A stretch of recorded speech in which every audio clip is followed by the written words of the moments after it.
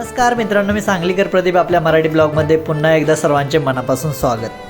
आपण आपल्या कामानिमित्त कितीही घरापासून दूर असलो तरी गावाकडची यात्रा म्हणलं की गावाकडची यात्रा सुरू होण्याआधी महिनाभरच आपल्याला यात्रेचं वेळ लागलेलं असतं. पाहुण्यांची घरामधील रेलचेल, त्यानंतर वर्षभरातून होणारी भेट आणि या सर्व गोष्टी मनाला अगदी वेळ लावून जातात, कारण खूप दिवसातून ही नाती पुन्हा एकत्र येणारी असतात. अशा प्रकारे जीवाभावाची नाती सर्वजण एकत्र आली की नात्यामधील हितगुज, प्रेमाच्या गोष्टी, अशा सर्व गोष्टींची गोळाबेरीज या ठिकाणी अशा यात्रांमध्ये केली जाते. मित्रांनो, आपल्या तोंडी नेहमीच यात्रा किंवा जत्रा हे शब्द येतात, पण हे शब्द योग्य ठिकाणी कोठे वापरतात हे याचा आपल्याला संबंध माहीत नसतो.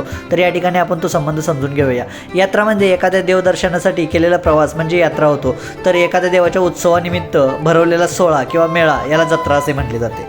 अशाच्या हनुमान जयंतीच्या उत्सवानिमित्त आमच्याही घरी एक जत्रेचा छोटासा कार्यक्रम घेण्यात आला. त्यावेळेचा हा एक छोटासा प्रसंग.